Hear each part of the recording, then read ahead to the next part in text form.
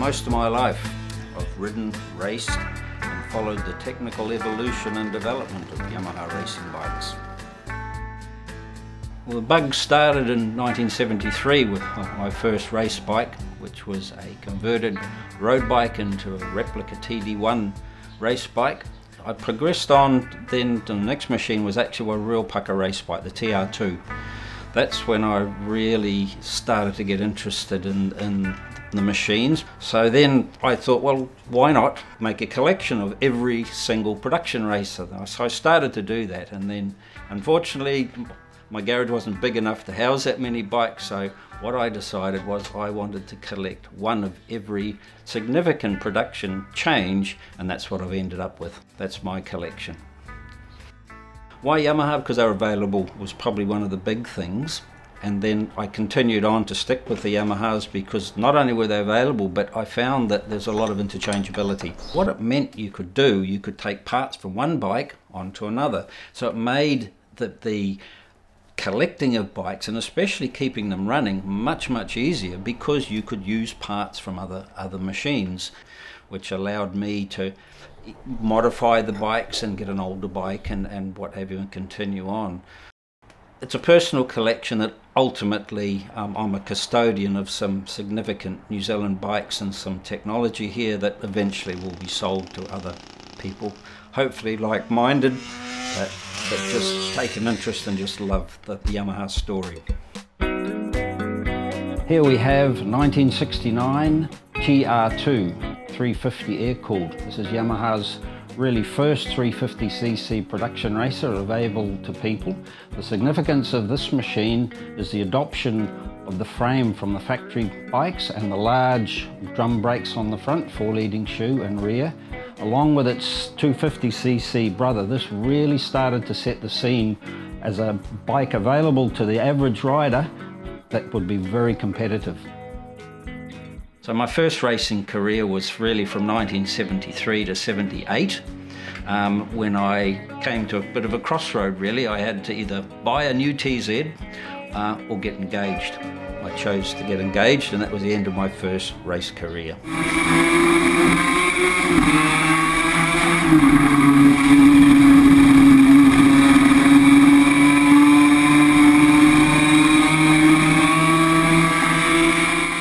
Phillip Island, well, it's a fantastic place just to be able to ride on a world-class Grand Prix circuit. Hard on the side of the tyre, accelerating, and then turn 3 is just mind-blowing, hard in 4th or 5th gear around there. 20 years later, I caught the bug again. I was after every production racer that Yamaha made. So this next machine is a 1972 TR3 350. Yamaha also built this in a 250 version called the TD3. It was air-cooled still. Major changes here were the adoption of crankcases from road bikes, very much like the previous ones, but they were usable on a 250 or a 350. A few of the carryovers were also the big drum brake was there, but what was also significant was the move to electronic ignition. They had factory fitted electronic ignition. So, and a 6-speed gearbox. So all of these things created more speed, more reliability. This also formed the platform of the next big significant change for Yamaha, which was going from air-cooled to water-cooled. The TR3, now that was significant. It was the last of the 350 air-cooled, but it was also the foundation for what was to become the TZ. Yamaha water-cooled that, and then that started the whole line of water-cooled Yamahas. Previously, the air-cooled bikes, they suffered from, especially in long races, the fact that the charge heated up and they lost power. They didn't actually have the durability, whereas water cooling maintains a constant temperature for the intake charge, and the horsepower remained pretty stable. So that gave much more durable power delivery and for longer. So the next model change was in fact the lowboy, or the F model, which became my favourite bike and still is. Okay, so this is a 1979 TZ 350F, the last of the 350s. The significant thing about this bike is an aluminium swinging arm and the continuation of monoshock.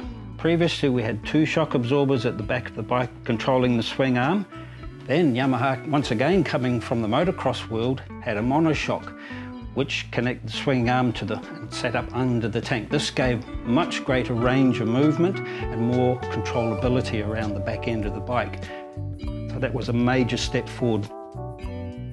I was very fortunate to get a hold of a TZ 750, and the really significant thing about that bike was it was the first 4-cylinder two-stroke, but also it used reed valves. Okay, so what's a reed valve? It was actually adopted by Yamaha for the motocross fraternity, where they wanted a bigger spread of power. What it does is it uses little valves inside here to stop the mixture going back out through the carburetor, and it makes the engine less peaky. So in other words, you get a broader spread of power. Because this bike without it would have been very difficult to ride for the average person. Yamaha were very concerned about that, so that's why they adopted this reed valve technology to smoothen the power output. TZ 750 is probably, from a production racer point of view, has got a great reputation. It's called the Beast by some people, because at the time 90 or 100 horsepower was unheard of for the average person to have. To ride this bike, the first time I rode it, I was absolutely amazed how smooth it was. But it got faster and faster and became quite frightening. It was actually built for Daytona, and it dominated Daytona. So much so, and what they had, the Formula 750 class, that in the end they almost banned the bike, and they killed the class because it was so successful. It's a real nostalgic motorcycle, and one of the favourites of my collection.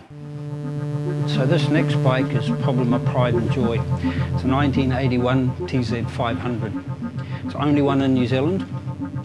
Significant change here was the adoption of what they call power valves, YPVS, Yamaha power valve system. This was very similar to the reed valves. It allowed the power to be smoothly delivered at lower revs. That was used on the 250s, and this machine actually uses similar cylinders. So the next machine I got that I rode regularly was TZ250N from 1985. This was Yamaha's last steel frame bike, but it was its first crankcase reed engine. Remember, we saw reed valves go back into the back of the cylinder on the TZ750? On these ones, the reeds actually go into the crankcases, feeding the mixture directly into the crankcase. The advantage there was you now had more port area available through the cylinder. So there's a significant advantage or technology change here. You'll also notice how small these crankcases are. From the old F model, which had a lot of road-based stuff, they completely redesigned the engine to be much smaller. They actually made the crankshaft run backwards using a balance shaft and cross shaft to reduce the thrust loads and wear on the pistons. So once again, a big technology change around this model.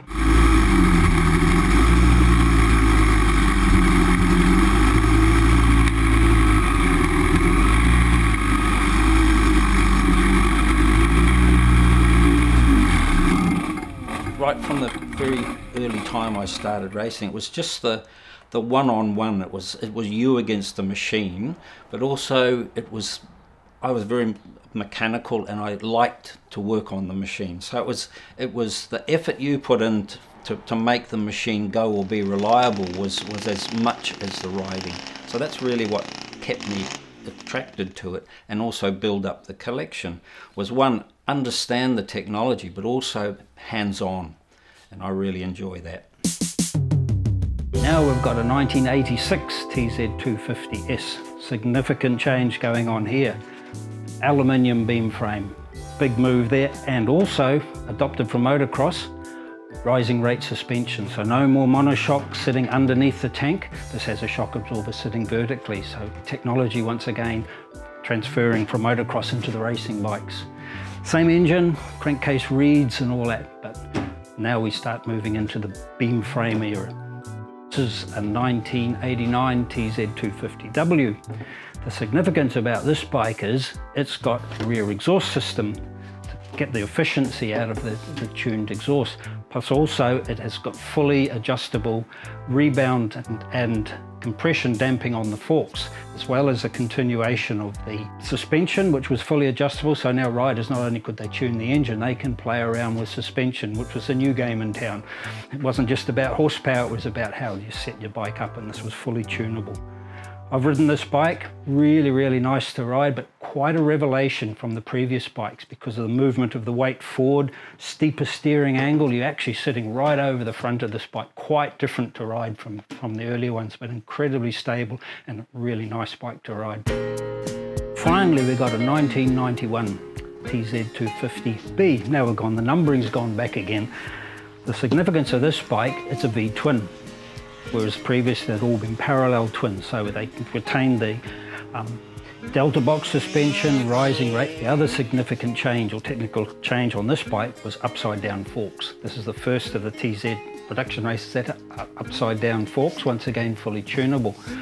So this is really the last big technological change for the TZ250 racer. They built this for some years later, but they really didn't change the technology much. They just improved on engine management, because this bike here, they had crankcase reeds, but they also had power valves, but everything was electronically controlled now. So that's where the improvements came, in the electronic control of the engine, as opposed to previously it was mechanical changes. This here is, I guess, the culmination of a long lifeline of TZ production race bikes. I guess, is there anyone else crazy enough to have this many Yamahas? You've seen 9 here, I've actually got 22 odd, and I've got about 25 race bikes and 50 motorbikes in total. I've got 2 lovely daughters, but I've got 20 sons. That's how I feel about these bikes.